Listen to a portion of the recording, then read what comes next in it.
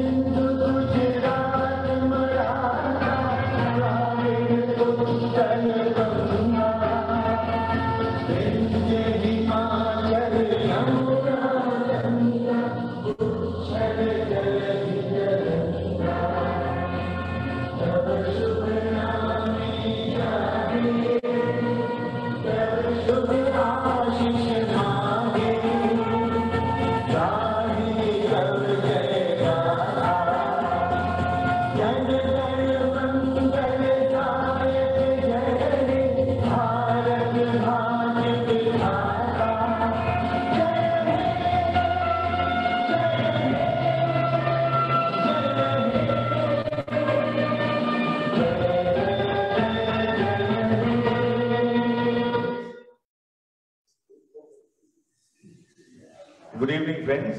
I welcome you all to this first meeting, which seems after a really long time. As you all know, that we have, of course, the whole world has been struggling with COVID for a long time, and now, as I call COVID, is known as simple Sardi Khasi.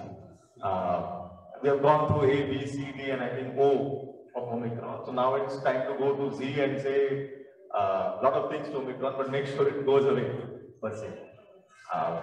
There's a phrase which says that no doubt Omicron has hit us, COVID has hit us, and we started physical meetings a few months ago, and then we had to stop it because of Omicron. But we are winners, that's what we are. And the phrase goes, you fall down 7, get up 8. So this is what I call it. We are getting up once again, and today is the first of the several meetings which will be just physical. For the benefit of others, today is on Zoom just as a teaser to know what you're missing. Subsequently, it will only be physical. So you all will need to really come here and once again embody the spirit of Rotary. Rahul is going to be talking later on, of course, so he's been mentally ready for that. But anyway, let me first do the pleasant task of wishing our parents on their birthdays and anniversaries. Surprisingly, after the surfeit of birthdays last week, which is the Valentine's Day week, there were no Rotarian birthdays this week. Okay, Rotarian and birthdays: 18th February Rotarian and Smita Ajay Kapoor, 19th February Rotarian and Kokila Mahendra Kamdar, 22nd February Rotarian and Bhavna Manoj Patel, 23rd February Rotarian Nilima Pranav Rawat. Anniversaries: 17th Feb Rotarian Mayank Batwar and Manisha, 17th Feb Dr. Snehal Zaveri and Dr. Reshma, 18th Feb Rotarian Mahendra Kamdar and Kokla, 18th Feb Rotarian Kamal Nasari and Ashaji, 18th Feb Rotarian Rakesh Saraf and Sima, 18th Feb Rotarian Mahil Kokate and Roshali, now 20th Feb past President Rotarian Krishna Kejriwal and Chand, 20th Feb Rotarian Shailesh Dalal and Poonam, 20th Feb Rotarian Rajiv Dave and Rupal, 20th Feb Rotarian Devendra Raichura and Bina. So there is something special about the second, third week of February and something about those days. There are so many of them that day, but I'm sure as all Rotarians would have had happy married lives and they are having a great time together. So we wish them a very happy birthday to the Rotarians and a very happy anniversary to the Rotarians. With that, I request past President Aslam to please come up and introduce our speaker, which we're all eagerly looking forward to.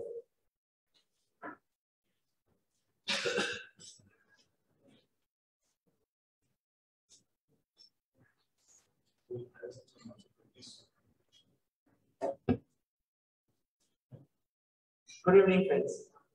Before I have the honor of introducing a guest speaker today, I'd like to remind everyone, all the members, that this year, 2022, we are hosting district training assembly for the district, for the Alpha year. We have already started registrations for other clubs at a much higher price, but for members of Rotary of Bombay West, we have a special price of 3,500 rupees. It's an early bird price which will close on 28th of February. So requesting all members, those who are not yet registered, please register as soon as possible. We need your help, we need your support to manage this mega event on behalf of the district. Thank you very much.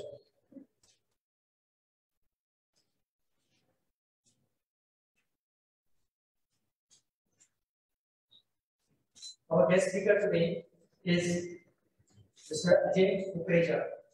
He's a life coach and is the MD of Ashiana Interiors. He began his spiritual journey over 30 years ago with self-discovery, which led to in-depth research on yoga, meditation, and life philosophy. In his personal life, he has modeled around several TV advertisements and acted in many popular TV shows. Because of his Zindagi, Astitwa, Prem Kahani, to name a few. Conducting live shows and evening with Ajay and anchoring in Shayana is appreciated by most people. As it as a work for community, he believes in giving back to society. Health and happiness sessions are conducted for Mumbai Police. He has done it for Santa Cruz, Bacola, Juhu, JLC Club, and public groups as a regular. About health and happiness sessions, he has trained people on how to lead a stress-free life with joy and happiness. I think everyone would love to hear how this is possible. Kukreja ji, it's over to you.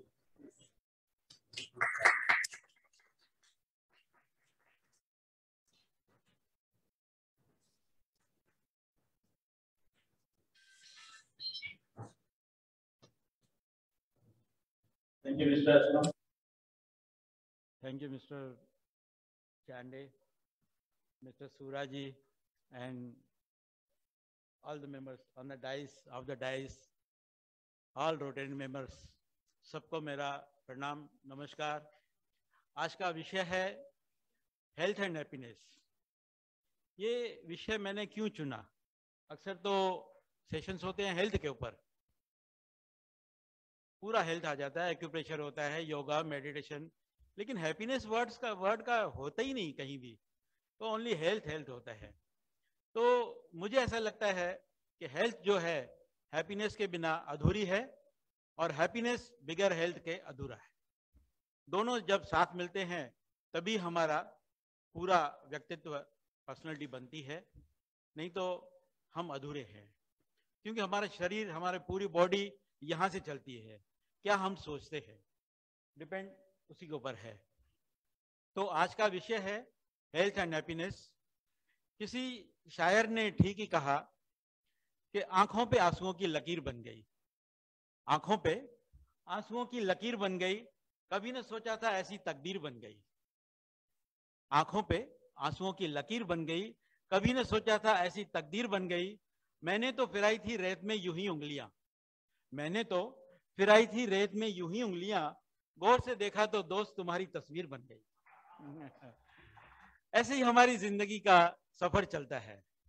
ऐसा कोई आदमी खोजना मुश्किल है जिस पर आंखों में आंसुओं की लकीर न बनी हो.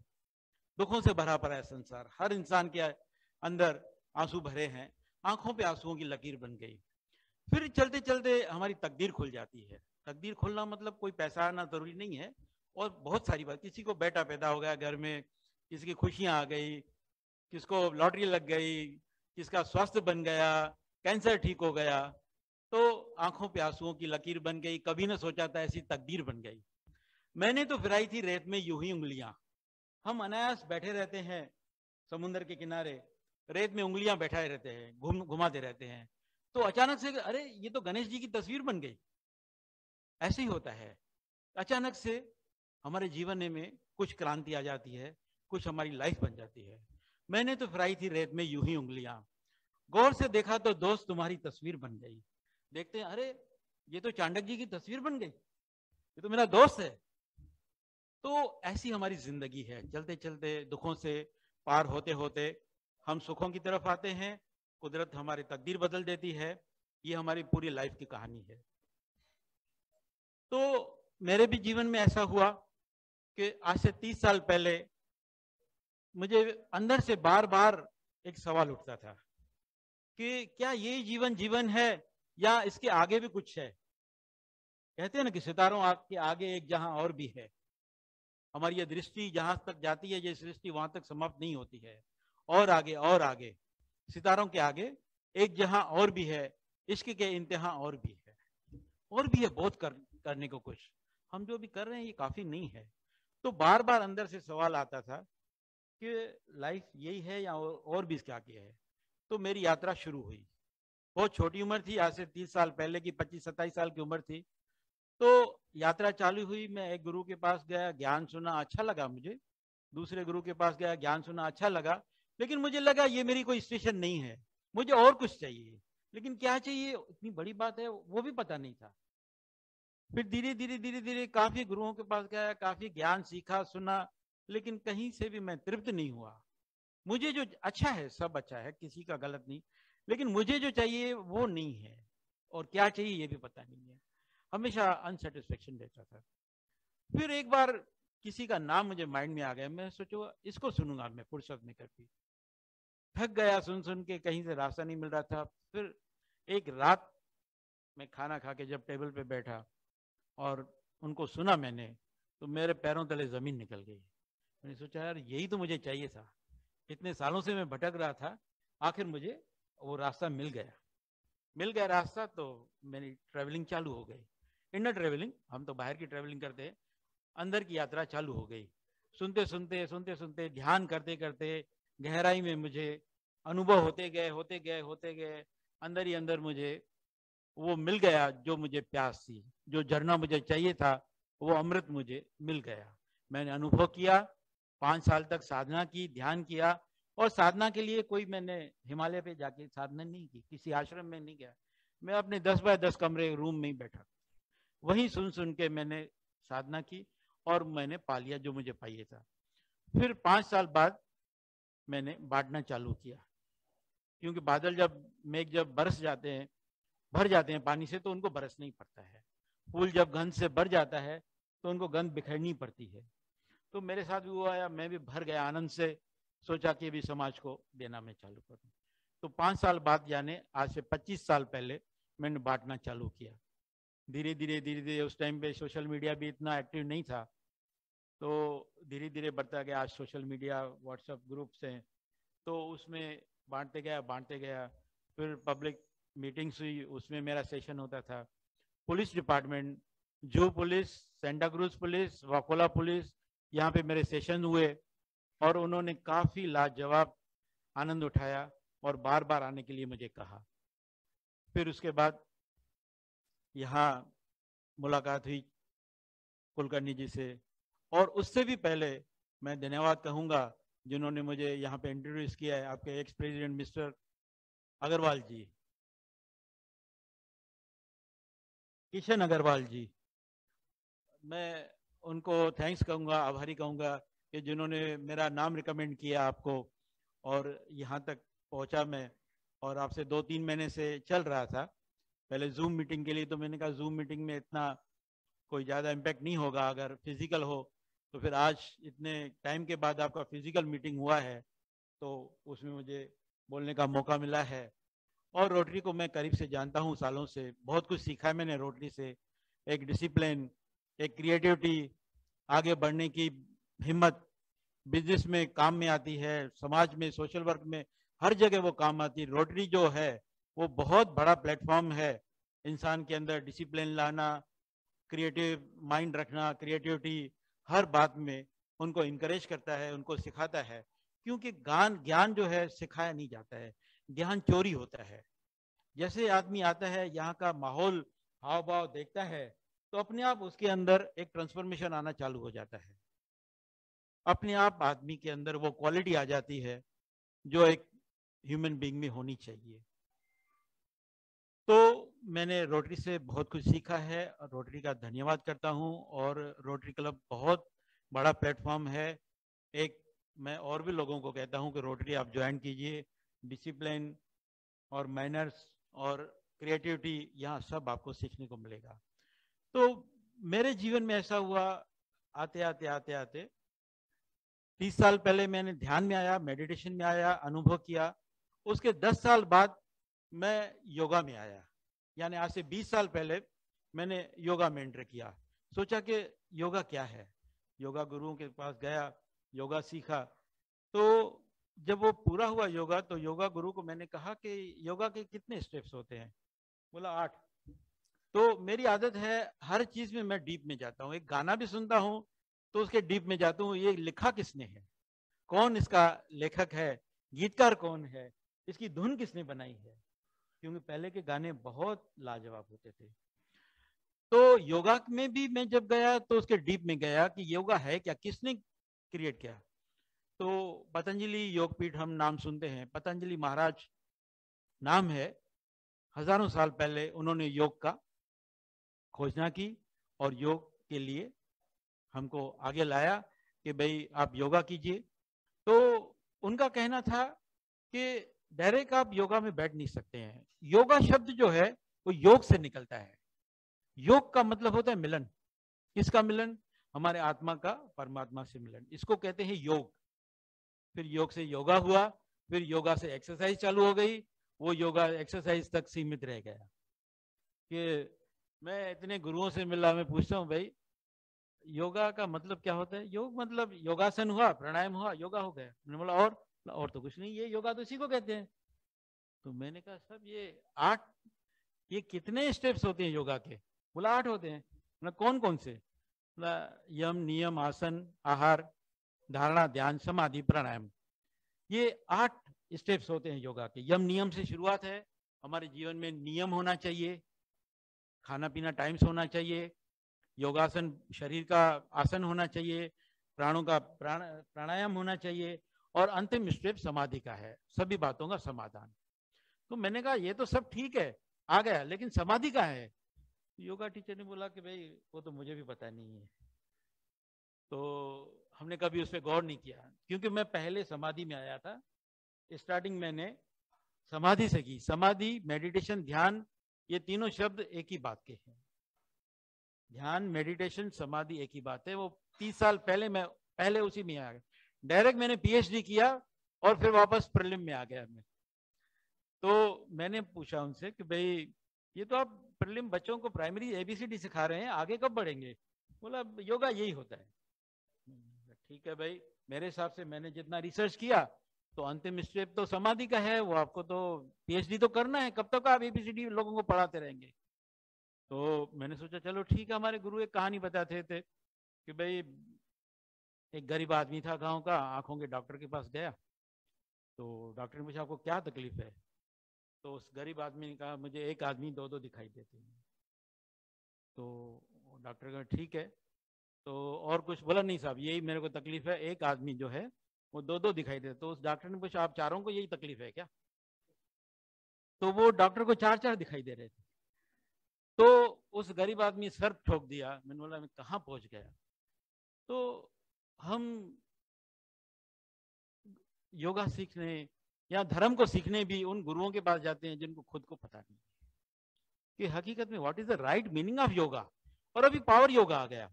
मैंने बोला ये पावर योगा क्या होता है? बोला थोड़ा, मैंने बोला ये तो योद्धा हो गया, योगा नहीं हो गया, और थोड़ा जोर से करो, ये पावर योगा हो गया। मैंने बोला ये पावर योद्धा हुआ। योगा अपने आप में पावरफुल होता है, उसको पावर योगा कहने का कोई मतलब ही नहीं है। आपने सुना होगा 20 साल पहले एक फ्रिज का एडवर्टाइज आता था, गोदरेज विथ पफ। इतना एडवर्टाइज हो गया Godrej with puff, Godrej with puff, उसकी रेफ्रिजरेटर की बिक्री एकदम से तेज हो गई। लोगों ने कहा वाह क्या बात है। बोल पूछते हैं एड में, एक मैडम पूछिए भाई क्या पफ क्या होता है? तो बोला अंदर की ठंडक को अंदर रखने देता है, बाहर की गर्मी को अंदर नहीं लाके देता है, और पूरे बॉडी में एक लेयर केमिकली हम डालते हैं, उससे वो अंदर की ठंडक अंदर ही रहती है। बोला ठीक है अच्छी। इतनी सेल भर गई, वोल्टास वाले टेंशन में आ गए। फिर गोदरेज रेफ्रिजरेटर की इतनी सेल भर गई पफ एक नाम से, और ये पफ तो हम सालों से डालते हैं। वोल्टास वाले बोलते हैं हम सालों से पफ डालते हैं, हमने कभी बोला नहीं, और इन्होंने बोल दिया कि ऐड डाल दिया। फिर उन्होंने अपनी एक अलग से ऐड बनाई वोल्टास वालों ने। लेडी पूछती है आपके इसमें पफ का है? बोला वो तो बरसों से हमारे पास, कहने की क्या जरूरत है, वो तो बरसों से है। तो क्या होता है, एक नाम होता है power yoga with power, power yoga. अब योगा का मतलब है जितना आप सरेंडर करेंगे उतना पावरफुल होते जाएंगे। योगा कोई योद्धा नहीं है कि आप उसको पावर कहें।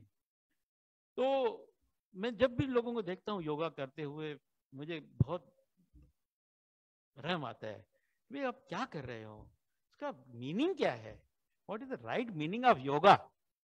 योग का मतलब होता है मिलन, हमारे आत्मा का परमात्मा से मिलन। उसके लिए पतंजलि महाराज ने कहा कि इतना काफी नहीं, आप डायरेक्ट समाधि में नहीं बैठ सकोगे, पहले आपका शरीर स्वास्थ्य नहीं है, पहले शरीर को आप स्वस्थ करो। मोटापा है, चर्बी है, पेट बाहर है, आप ध्यान में जैसे बैठेंगे मच्छर काटेगा, आपका ध्यान लगेगा नहीं, खुजली होगी कहीं पे, खांसी होगी, नसें ब्लॉकेज है, तो आप उसको प्राणायाम से नसों को क्लीन करो, अपने शरीर को बनाओ, उसके बाद ध्यान में बैठो समाधि में, तो ठीक है। समाधि में तो लोग बैठे नहीं, 20-20 सालों तक शरीर को ही साधते रहे, प्राणायाम ही करते रहे, तो ये तो हुआ मंदिर का झाड़ू पोछा।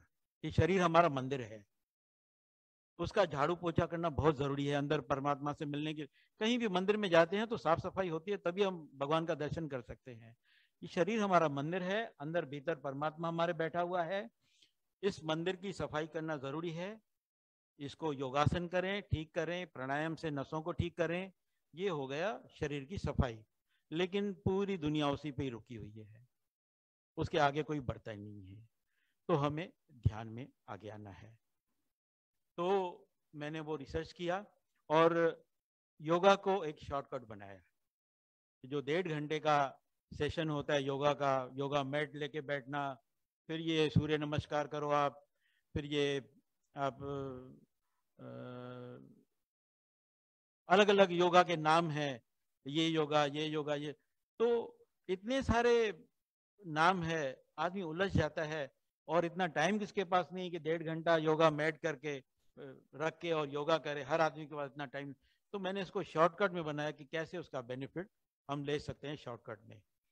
तो शरीर को ऊपर से लेके नीचे तक हमको जितने भी टर्न्स हैं उसको एक्टिव रखना है, एक्सरसाइज करनी है। वो कैसे करना है मैं आपको शॉर्टकट में बताता हूँ। 15 मिनट में आपका योगा पूरा हो जाएगा। आप कुर्सी पे बैठे बैठे कर सकते हैं, योगा मैट लेने की जरूरत नहीं, पलंग पे लेटे लेटे कर सकते हैं। इजी वे शॉर्टकट में आज आपको मैं पूरा बनाता हूँ और कैसे करना है। शुरुआत हमारी सर से होती है। ये सर जो है यहाँ का, जहाँ पे हम चोटी रखते हैं, वो जगह जो होती है मेमोरी की होती है। बड़ी एज में हमारी मेमोरी वीक हो जाती है, याददाश्त कमजोर हो जाती है, तो उसको हम दबाएंगे सर को। आप प्रैक्टिकली कर सकते हैं। ये जो ये पोर्शन होता है थोड़ा पीछे का, इसको आप थपथपाते रहेंगे तो मेमोरी जो है आपकी कभी भी वीक नहीं होगी और परफेक्ट रहेगी। उसको वाइब्रेशन करना जरूरी है। आप नहाने जाते हैं, थोड़ा तेल लगा के बालों को मसाज करके और थोड़ा थपथपा के, तो ये आपकी मेमोरी हमेशा के लिए। उसके सर के नीचे आते हैं, कान आते हैं हमारे। तो कानों में एक्यूप्रेशर पॉइंट्स हैं काफी सारे। बचपन में हम शरारत करते थे तो स्कूल मास्टर कहता था कान पकड़ो ताकि अकल आवे आपको। तो ये जो है अकल की पॉइंट है हमारी। ये दोनों को हम अगर मसाज करते हैं तो हमारी जो सिक्स सेंस है वो डेवलप होता है। ये अकल की पॉइंट कहते हैं काल को। और इसको मसाज करते रहेंगे। कभी भी आप कुर्सी पे बैठे हैं, कभी कहीं भी बैठे हैं, और ऊपर के पोर्शन को थोड़ा ये दबाते रहना है। ठीक है, ये कान का हो गया आपका एक्यूप्रेशर। उसके बाद आंखों का होता है, ऊपर का पोर्शन है। आंखों की रोशनी जो है, वो आंखों की जो एक्सरसाइज होती है वो होती है up down left right and round. अभी आंखों को अप किया, डाउन किया, अप किया, down, up down, left right, left right, left right, फिर round, round, round, round, round, anti clockwise, round, round, round. ये हो गए आंखों की एक्सरसाइज। ठीक है, उसके बाद आता है हमारा थ्रो। थायराइड जो रहता है हमारा सबसे बॉडी का वैल्यूबल पार्ट रहता है। क्यों? कि यहाँ पे एक बटरफ्लाई शेप का एक पार्ट होता है जो पूरे बॉडी को एनर्जी सप्लाई करता है। अगर थायराइड का प्रॉब्लम आपको आ गया, आपके पूरे बॉडी में वीकनेस आ जाएगी। बहुत खतरनाक है थायराइड का जो प्रॉब्लम। तो उसको एक्सरसाइज करना कैसे है, वो प्राणायाम में है, उज्जाई प्राणायाम होता है, वो आपको मैं प्राणायाम के 8 प्राणायाम होते हैं उसमें बताऊंगा।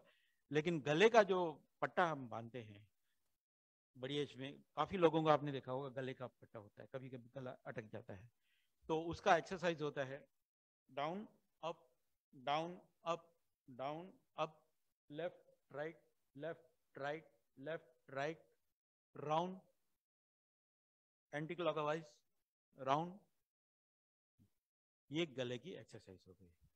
फिर हमारे आते हैं शोल्डर्स, शोल्डर्स की एक्सरसाइज हो गई, उल्टा अप डाउन, ये first turn, second turn, fourth turn, third turn, fourth turn, हमारे ये 4 टर्न्स हैं हमारे। तो ये एक टर्न हो गया, उसकी एक्सरसाइज एंटी क्लॉकवाइज, फिर सेकंड टर्न ये, फिर थर्ड टर्न आ गया आपका कलाई एंटी क्लॉकवाइज, फोर्थ टर्न आ गया आपका उंगलियां। ऐसे नंबर वाइज आप याद करेंगे तो पूरा आपको बहुत इजी हो जाएगा। पूरा आपका योगासन में जितने भी बेनिफिट्स हैं आपको इसमें मिल जाएंगे। आपको नाम करने का, भुजंगासन, ये आसन वो आसन, ये नाम याद रखो। हनुमान जी गए थे पहाड़ पे जड़ी बूटी लेने को, लक्ष्मण जी मूर्छित हो गए थे तो राम जी ने उनको भेजा था जड़ी बूटी लेके आओ, फिर वो नाम भूल गए कौन सा, तो पूरा पहाड़ ही उठा के ले गए। तो अभी इतने नाम याद रखेंगे, हमको नाम याद नहीं रहता है। तो नंबर वाइज आप ये स्टेप्स याद रखिए।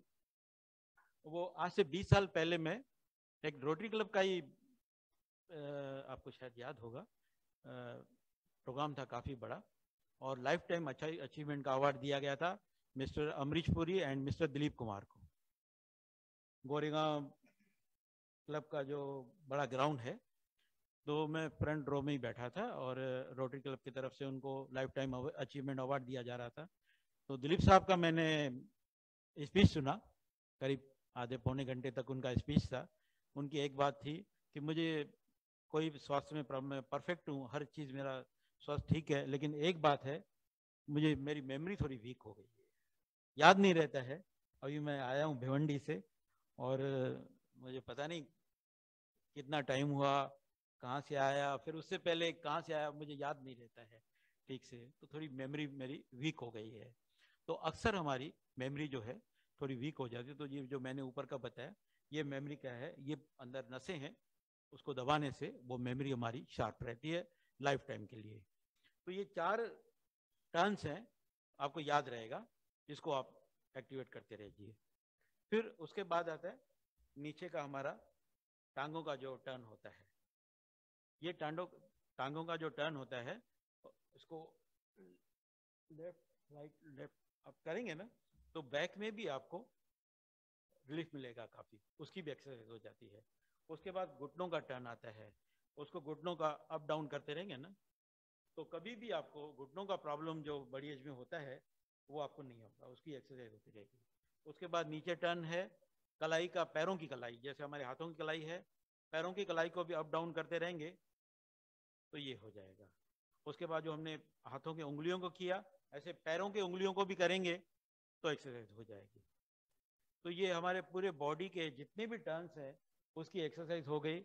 और जितने भी आप योगासन करते हैं, टोटल उनका काम इतना ही रहता है, इन टर्न्स का यूज करके उनको एक्सरसाइज करना। सारे आपका 12 स्टेप हैं जो आपके सूर्य नमस्कार में, वो सारा टर्न्स ऊपर से नीचे तक, ये टर्न्स को एक्सरसाइज देना है, इसी में आ जाएगा। इसी में सूर्य नमस्कार भी आ गया, सब आ गया। फिर होता है एक्यूप्रेशर पॉइंट हाथों की। एक्यूप्रेशर का बहुत बड़ा सेशन होता है, आधे घंटे का तो वो सेशन हो जाएगा। ये बटन दबाओ तो ये होगा, ये बटन दबाओ, ये लीवर का है, ये किडनी का है, इसको दबाओगे ये फायदा। अभी कौन इतना याद करेगा, उससे अच्छा मैंने जो कहानी बताई आपको कि हनुमान जी पूरा पहाड़ी उठा के ले आ गए, वो भूल गया कि भाई कौन सी जड़ी बूटी लाना है। तो अभी हम एक्यूप्रेशर का भूल जाएंगे, ये इसको दबाओ, ताली बजाने से हमारे सारे पॉइंट्स दब जाते हैं। आप 10 मिनट 5 मिनट ताली बजा, आपके एक्यूप्रेशर का पूरा एक्यूप्रेशर हो जाता है। तो ये झंझट पालने का ही नहीं कुछ भी। फिर हमारा जो हाथ रहता है, ये पूरे बॉडी का स्विच बोर्ड है। हमारे घर में एक डीबी बोर्ड रहता है, मेन बोर्ड, उससे छोटी छोटी लाइंस आती है। तो हमारे बॉडी के अंदर जितने भी पॉइंट्स हैं, वो उन सभी पॉइंट्स का कनेक्शन ये हाथों में होता है। यहाँ से आप बटन दबाएंगे, वहाँ लाइट चालू होगी, यहाँ से बटन दबाएंगे, वहाँ लाइट चालू होगी।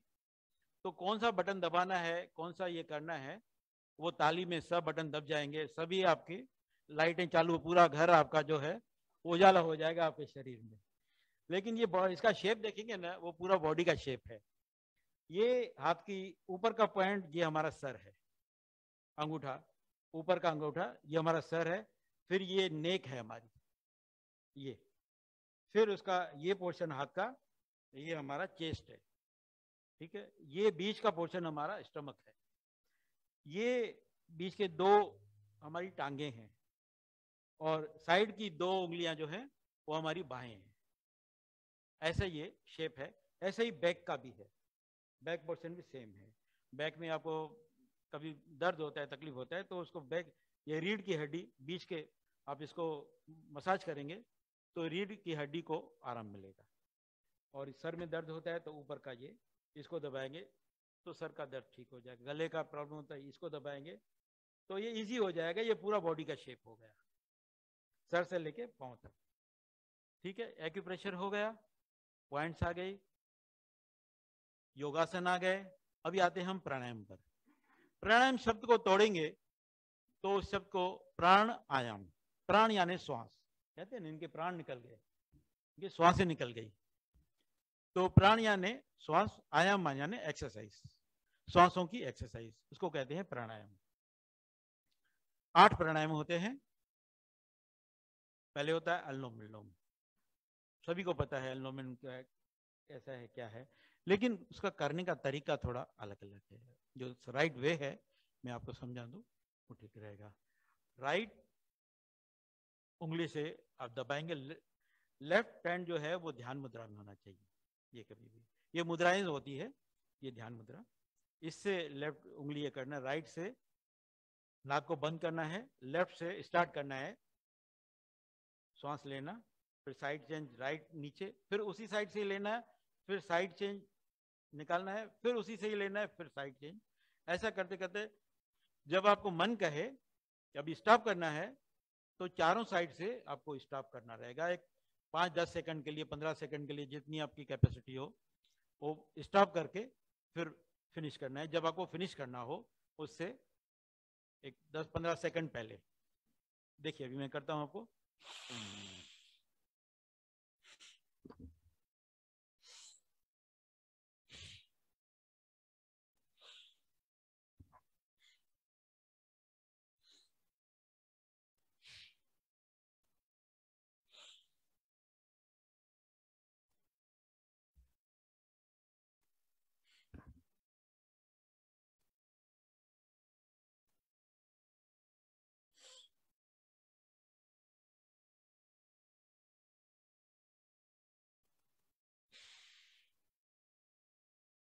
ये फिनिश, स्टार्ट भी लेफ्ट से करना है, फिनिश भी लेफ्ट पे पूरा करना है।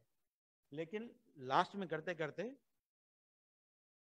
दोनों साइड से होल्ड करना है सांसों को, लास्ट में 2-5 सेकंड के लिए।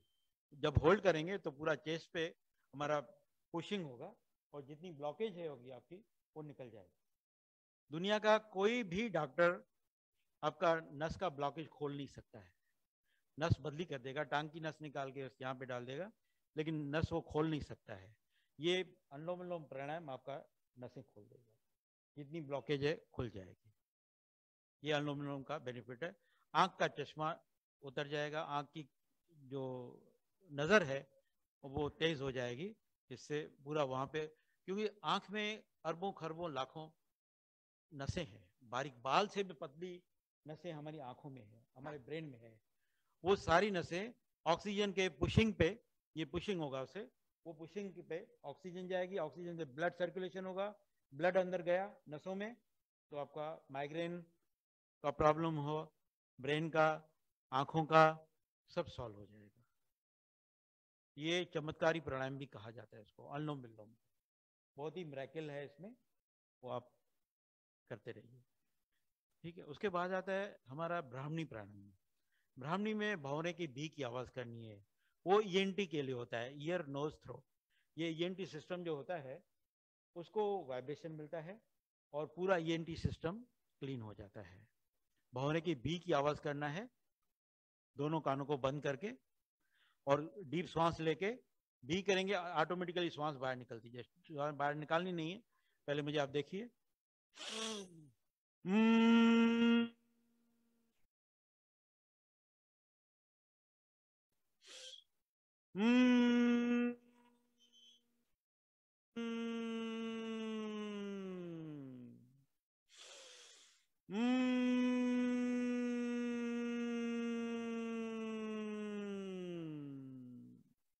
ऐसे 10-15 बार श्वास को डीप अंदर लेके बी की आवाज निकालेंगे, श्वास अपने आप बाहर चले जाएगी और वो आपका वाइब्रेशन पे एक दिन कान का चक्का बाहर निकल आएगा, मोम जो रहती है वैक्स वो निकल आएगी, कचरा बाहर निकल आएगा।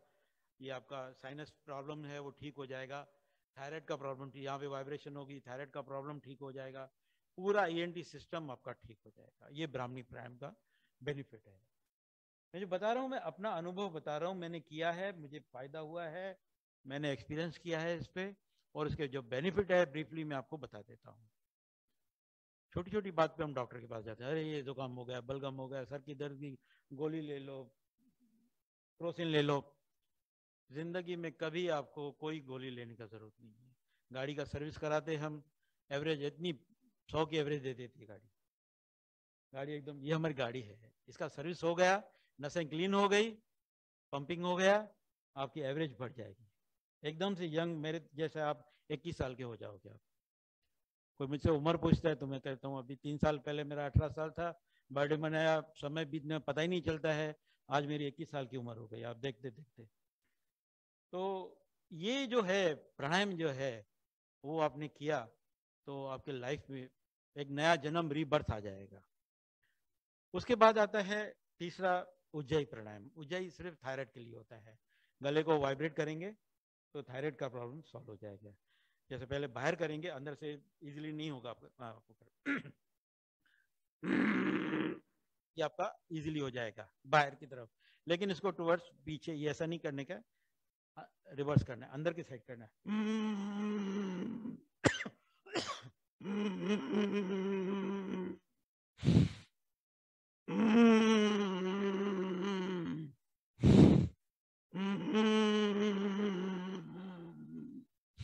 यहाँ पे वाइब्रेट, बहुत तकलीफ होगी क्योंकि नया नया है, अब जैम है, काफी गाड़ी का चक्का जाम है, तो उसको धीरे धीरे पहले आप बाहर करेंगे फिर अंदर साइड करेंगे तो वो ठीक हो जाएगा। इसको कहते हैं उज्जयी प्राणायाम, थायराइड के लिए है। गले को आपने संभाला, समझो आपने पूरे लाइफ को संभाला, क्योंकि पूरी बॉडी की जो एनर्जी है यहाँ से सप्लाई होती है, यहाँ से चक्का जाम हो गया, एनर्जी सप्लाई होना बंद हो गई, बॉडी पूरा वीकनेस आ जाएगी, पूरे आप वीक हो जाएंगे। और वायरस कोई भी पहला गले 3 दिन तक गले में रहता है, उसके बाद नीचे लंग्स में जाता है। अगर गले में आपने वायरस को मार दिया तो अंदर लंग्स में जाएगा ही नहीं। कोई भी वायरस हो, कैंसर का वायरस हो, कोरोना का वायरस हो, सैकड़ों वायरस है, पहले गले में आएगा। गले को संभाला आपने, लाइफ को संभाला आपने, दुनिया का कोई डॉक्टर आपको बचा नहीं सकता है, आप खुद अपने आप। आपने एक शोले फिल्म देखी होगी, सभी ने देखी होगी, बहुत 50 साल पुरानी फिल्म, उसका एक डायलॉग था, गब्बर सिंह से आपको एक ही आदमी बचा सकता है। कौन? गब्बर सिंह से सिर्फ आपको एक ही आदमी बचा सकता है, वो कौन है? खुद गब्बर। खुद गब्बर एक आदमी आपको बचा सकता है, और कोरोना से सिर्फ एक ही आदमी आपको बचा सकता है, वो खुद आप है।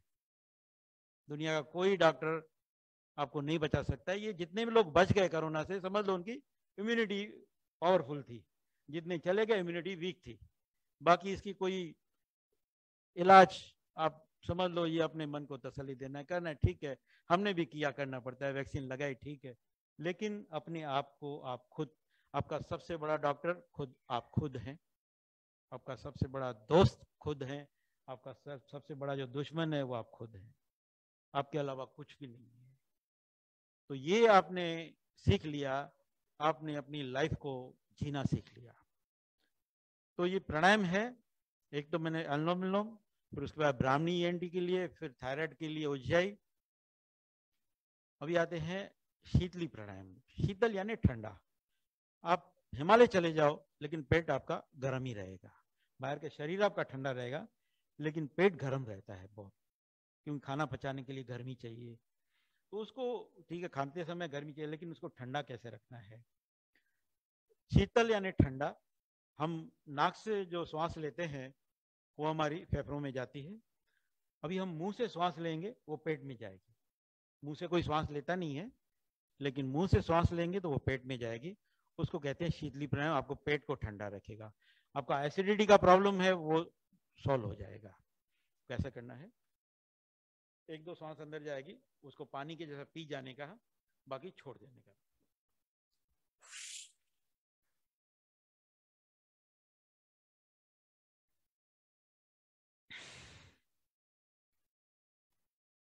दो चार घूंट लेके उसको ऑक्सीजन को अंदर पी लेने का, फिर बचा हुआ श्वास छोड़ देना। पूरा आप पी नहीं सकेंगे।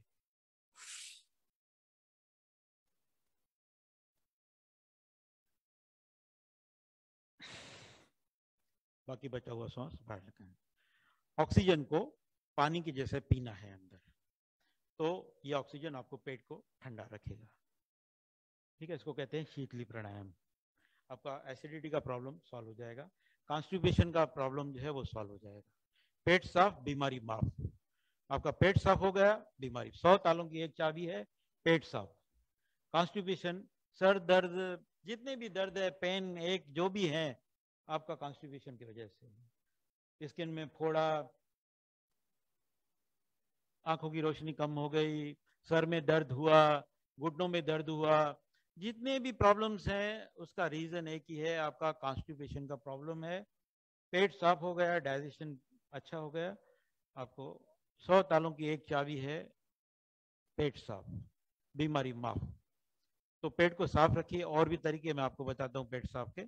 एक तो ये है उज्जयी प्राणायाम, और फिर उसके बाद शीतली प्राणायाम आता है। हमारा मुंह बंद रहता है, दांतों को ऑक्सीजन नहीं मिल पाता है, तो पूरा दिन दांतों में कभी स्मेल भी आने चालू हो जाती है। तो उसको कैसा करना है, दांतों को ऑक्सीजन कैसे देना है, उसको कहते हैं शीतकारी प्राणायाम।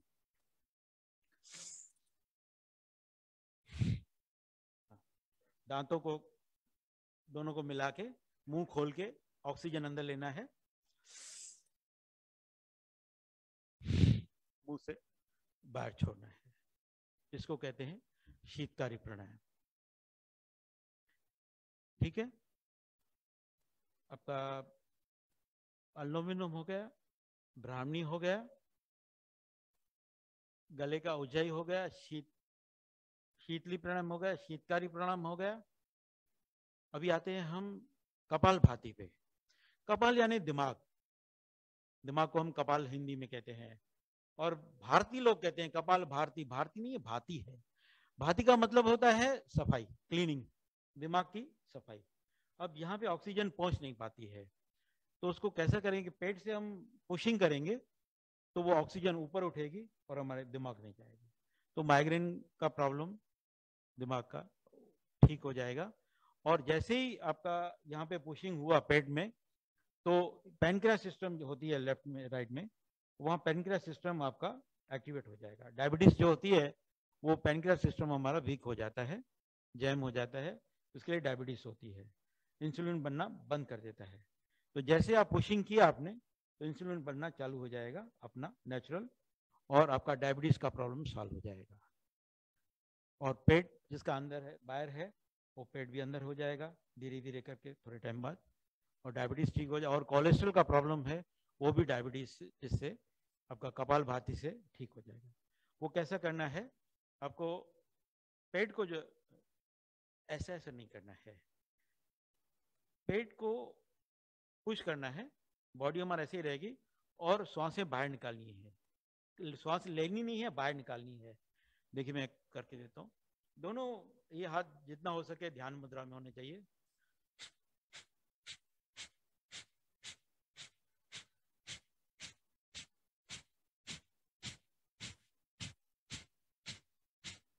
देखिए श्वासों का आवाज कितना क्लीन है, एक जरा सा भी खरोच नहीं है, ऐसा क्लीन होना चाहिए आपकी आवाज। आप कीजिए थोड़ा, और स्ट्रेट बैठना है, रीढ़ की हड्डी को सीधा रखना है आपको। कोई भी साधना में आपको बैकबोन स्ट्रेट सीधा रखना है, रीढ़ की हड्डी सीधा। भाई साहब का बिल्कुल नहीं हो रहा है, आपका थोड़ा थोड़ा हो रहा है, आपका फिर भी अच्छा हो रहा है। तो ये क्या है, सालों से किया नहीं है हमने।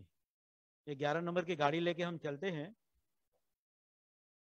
जो 2 टांगों की गाड़ी जो है हमारी 11 नंबर की लेके चलते हैं, लेकिन ये गाड़ी का सर्विस हमने कभी कराया ही नहीं।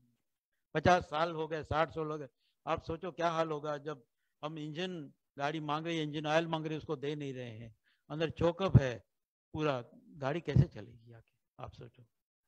तो पूरी गाड़ी की सर्विस करना है, और उसके डॉक्टर आप खुद ही हैं। आप गैरेज भी अपने पास ही है आपकी, अपनी गैरेज में आपकी अपनी गाड़ी भेजनी है और उसको क्लीन करना है खुद को, ताकि जिंदगी में कभी भी आपको छोटी मोटी बात पे डॉक्टर के पास जाने की जरूरत नहीं रहेगी। और फिर एक प्राणायाम आता है ओंकार उद्गीत, ओम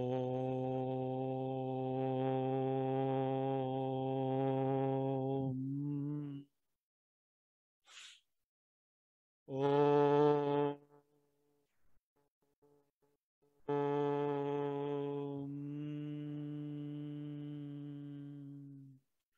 ओम कोई शब्द नहीं है, ओम ध्वनि है, म्यूजिक है। ओम ये संगीत है, कोई शब्द नहीं है। तो जितनी गहराई से आप उसको सांसों को रोकेंगे और उसका उच्चार करेंगे, उतना डीप आपका सांसों का जो है क्लीनिंग अंदर होता जाएगा। तो ये ओंकार, ये सारे प्राणायाम है, आपके प्राणों की अंदर सफाई, नसें ब्लॉकेज साफ हो जाएगी। और आप 2-2 मिनट से भी स्टार्ट करेंगे, घर में बैठे बैठे, पलंग पे लेटे लेटे, कुर्सी पे बैठे हैं, 2-2 मिनट करेंगे, पूरा प्राणायाम हो गया आपका। योगासन के टर्म्स मैंने बता दिए, हो गया। अभी तीसरे स्टेप के ट्रैक पे आते हैं। अध्यात्म के स्पिरिचुअलिटी के 3 ट्रैक्स होते हैं।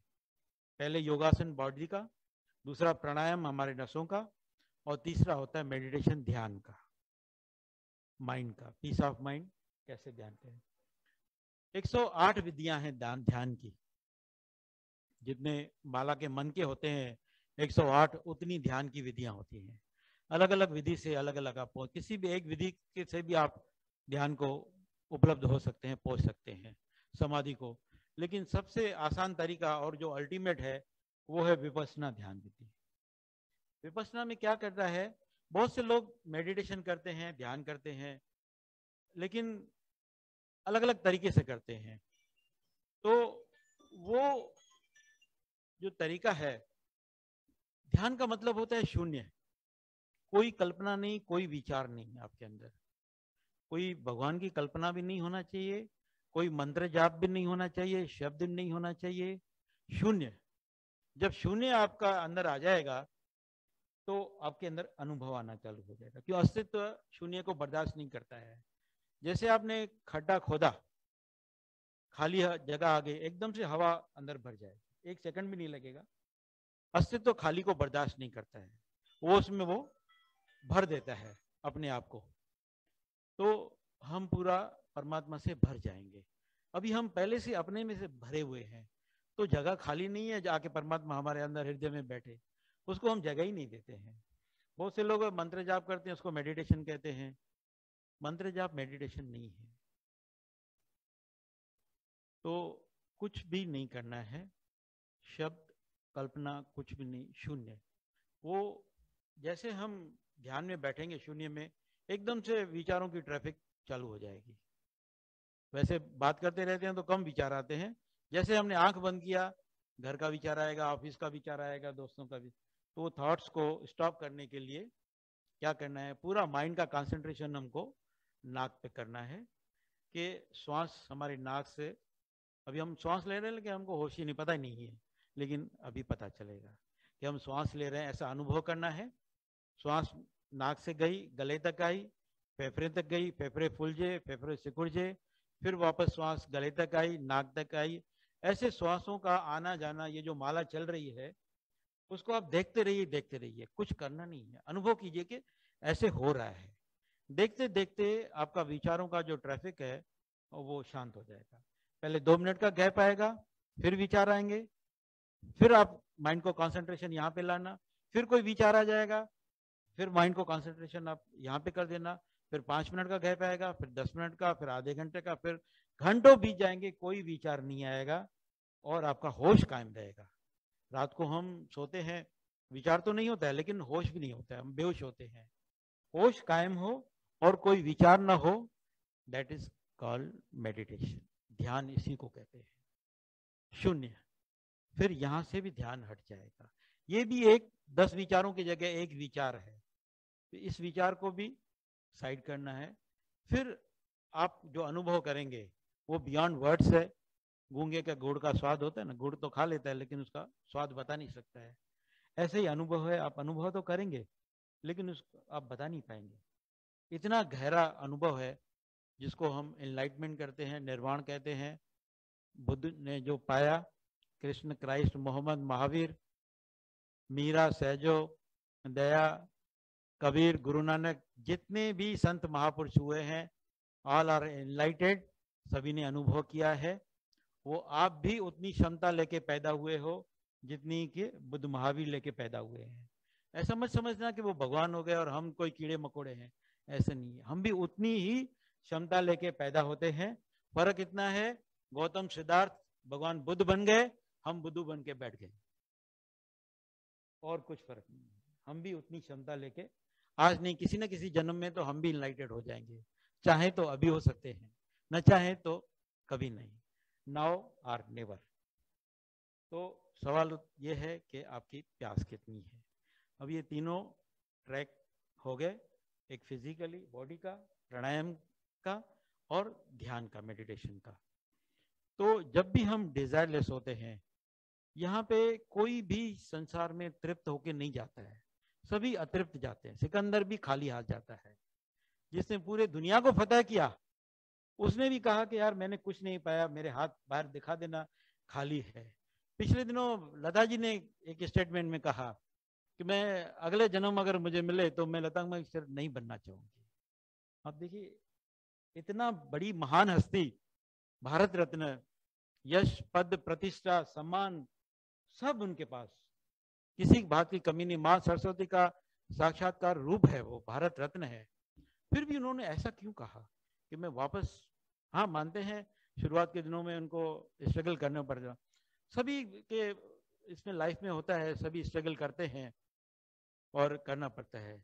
लेकिन इतना बड़ा सम्मान, इतनी महान हस्ती, वो भी कहे कि भाई मैं अगले जन्म में लता मंगेशकर बनना नहीं चाहूंगी, जिसके लिए आम आदमी तरसता है कि हम ऐसा बने।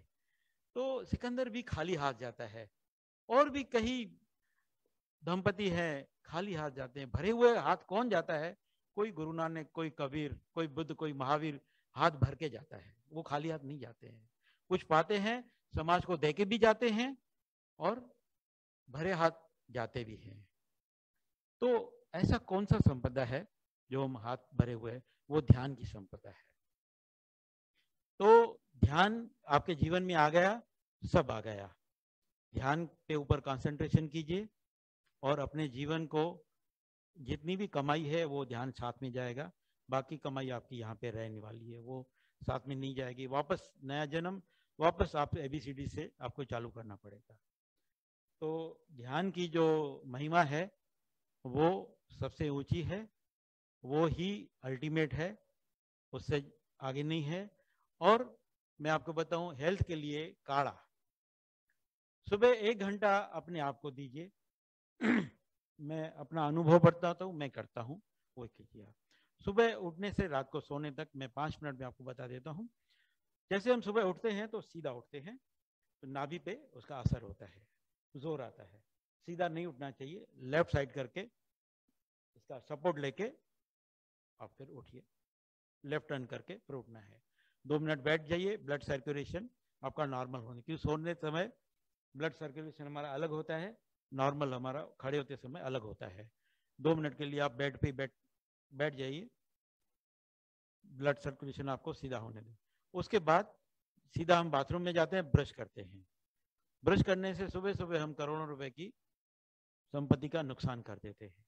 हमारी जो मुंह की लार है वो बाहर नहीं जाना चाहिए, थूक जो है वो अंदर जाना चाहिए। तो आप बाथरूम में जाइए, मुंह हाथ धो लीजिए, टॉयलेट में जाइए फ्रेश होके, लेकिन ब्रश जो है आप नहाते समय करें तो ज़्यादा बेटर रहेगा। जब आप नहाने के लिए जाएंगे उस टाइम पे आप ब्रश कीजिए। फिलहाल आप टॉयलेट से होके हाथ मुंह धो के फ्रेश होके बाहर आइए। फिर 2 पतीले 2 टोप गैस पे आप रात को ही रख दीजिए, दोनों में 1-1 गिलास पानी डाल दीजिए। रात को ही भिगा के एक पतीले में आप 1 चम्मच जीरा डाल के रखिए, 1 गिलास पानी 1 चम्मच जीरा, और दूसरे पतीले में 1 गिलास पानी और 5 और आइटम्स हैं। अदरक है, सौंफ है, दालचीनी, आपका मेथी दाना, कड़ी पत्ता, तुलसी पत्ता, ये 5-6 आइटम्स रात को भिगो के रख दीजिए, सब 1-1 चम्मच। और सिर्फ जो अजवाइन है वो आधा चम्मच, बहुत गर्म होता है वो आधा, बाकी छोटे छोटे स्पून टी स्पून 1-1 चम्मच सबके। कड़ी पत्ता के 5 पत्ते, तुलसी 5 पत्ते, मेथी दाना 1 छोटा चम्मच, थोड़ा टुकड़ा आपका दालचीनी का, सौंफ का छोटा चम्मच, ये सब रात को आप भिगो के रख दीजिए। दालचीनी का आधा चम्मच रात को भिगो के 1 गिलास पानी में 1 टोप में भिगो के गैस के ऊपर ही रख दीजिए, ताकि सुबह सिर्फ आपको लाइटर जलाने की देर हो। और दूसरे में पानी का 1 गिलास और 1 छोटा चम्मच जीरा।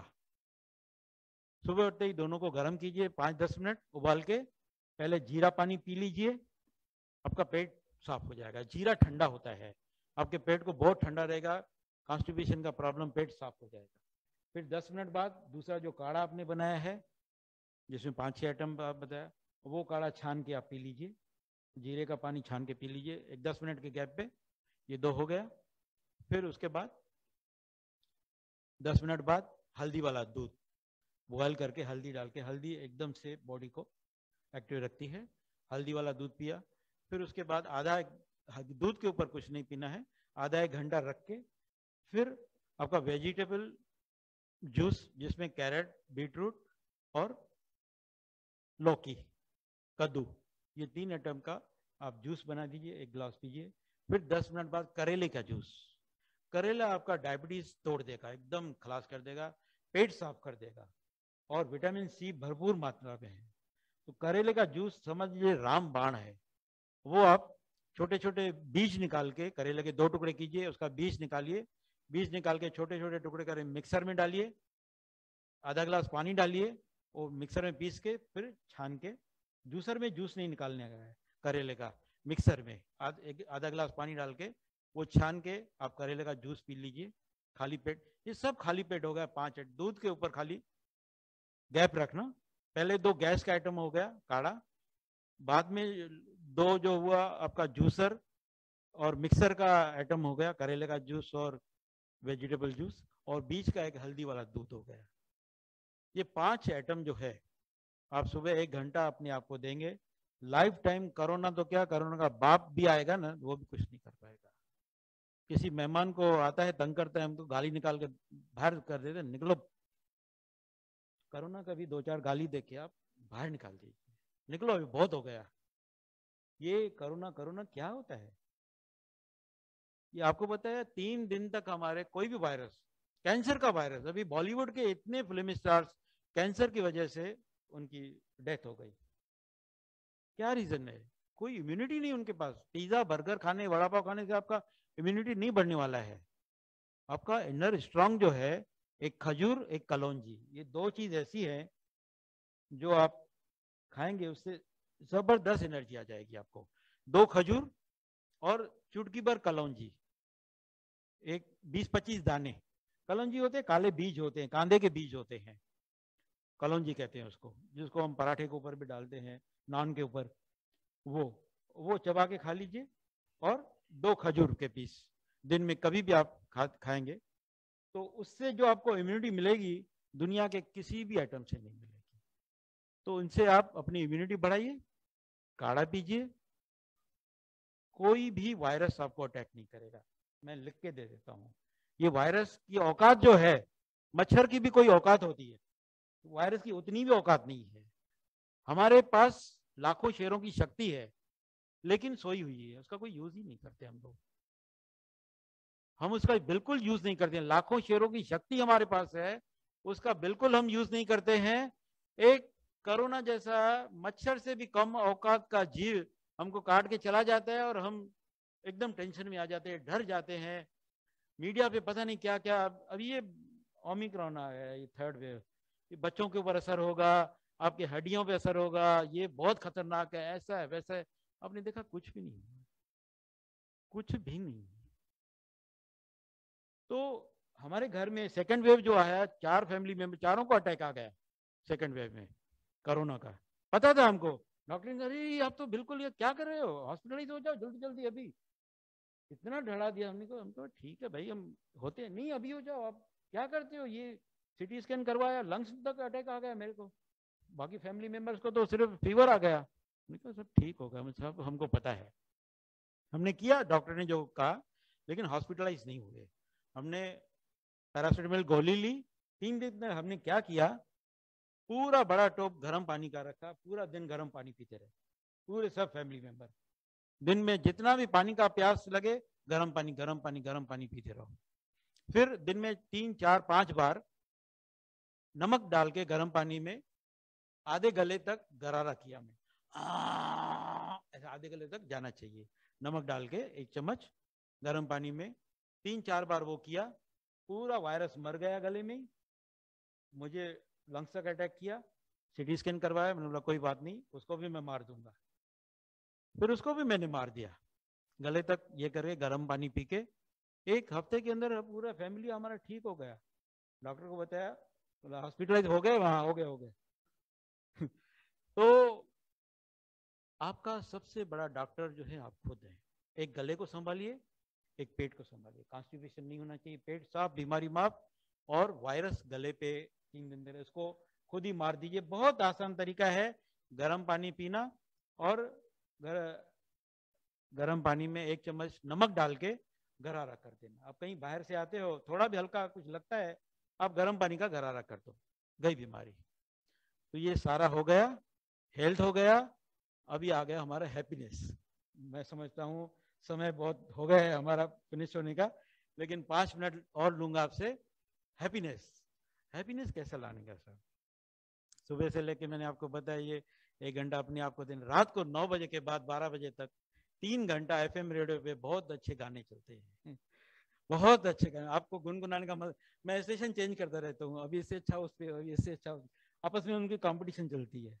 9 बजे से स्टार्ट होता है, 91.1, 91.9 एंड 92.7, तीनों पहले जो स्टेशन है, एक से एक गाने चलते हैं।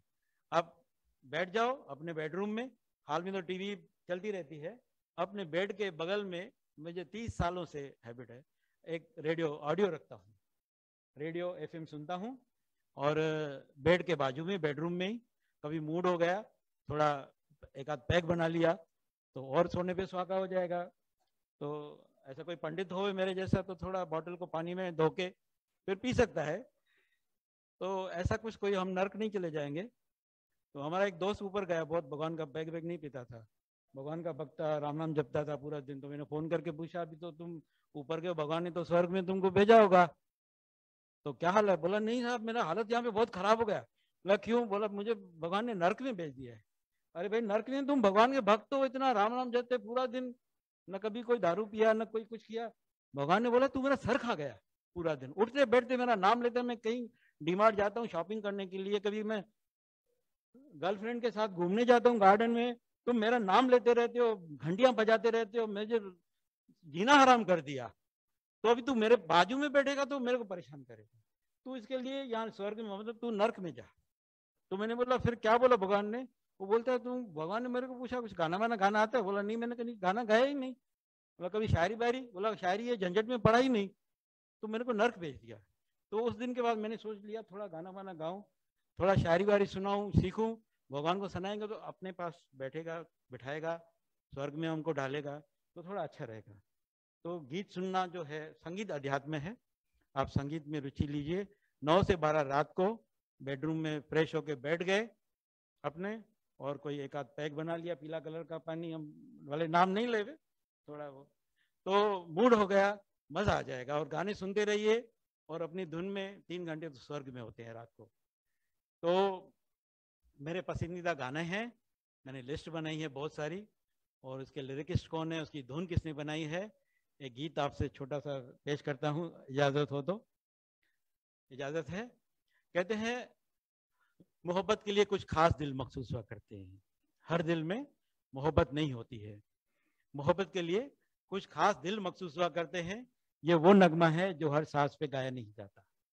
कुछ खास नगमों पे ही कुछ खास गीत गाए जाते हैं, ऐसे ही नगमा है।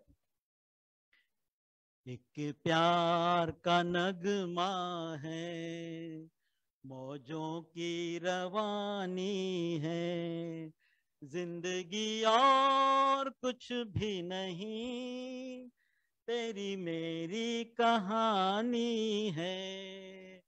एक प्यार का नगमा है, कुछ पाकर खोना है, कुछ खोकर पाना है, जीवन का मतलब तो आना और जाना है।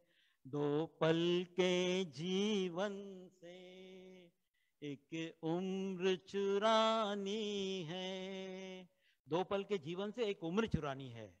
आप समझो जिस गीतकार ने लिखा है ये, 2 पल यानी पलक झपकते ही पल गुजर जाता है और 70 साल पूरी जिंदगी हमारी पूरी हो जाती है, पता नहीं चलता है। 2 पल के जीवन से एक उम्र चुरानी है, जिंदगी और कुछ भी नहीं, तेरी मेरी कहानी है।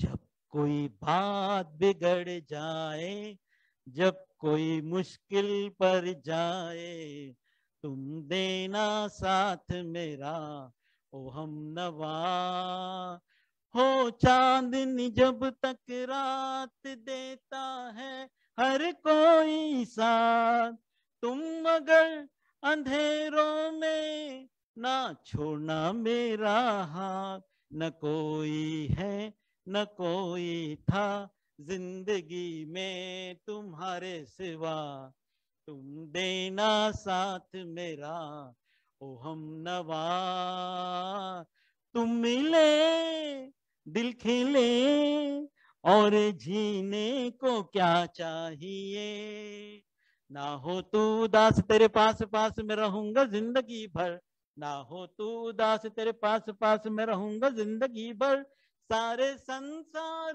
का प्यार मैंने तुझी में पाया, तुम मिले दिल खिले और जीने को क्या चाहिए।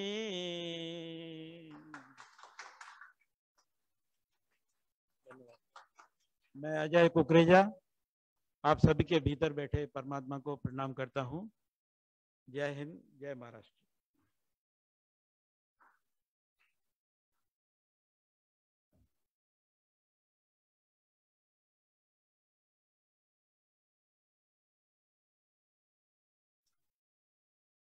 Thank you. I think inside we are all breathing deeply and singing also at the same time. So it was indeed a very happy session, and I think that was the intent of it. So that was, we really appreciate that. I call upon Rahul, my medical director, to please give the formal vote of thanks.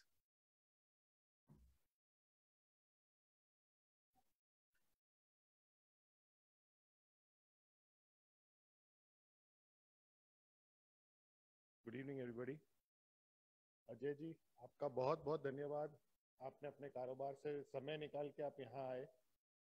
1 घंटा कैसे बीता पता ही नहीं चला।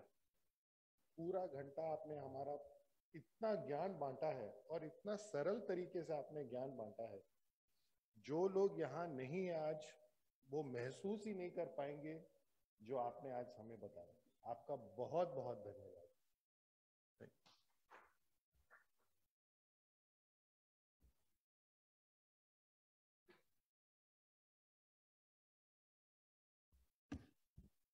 So today we had 31 attendees, including online and the people who are present here. So thank you very much for being here physically as well as online. That's all from my side.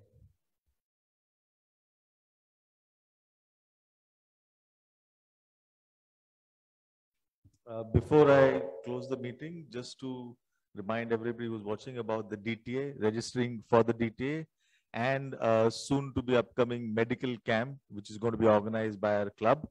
Of course, we'll be announcing it more and having you all involved. So once again, thank you. Good night, and I formally close the meeting now. Thank you.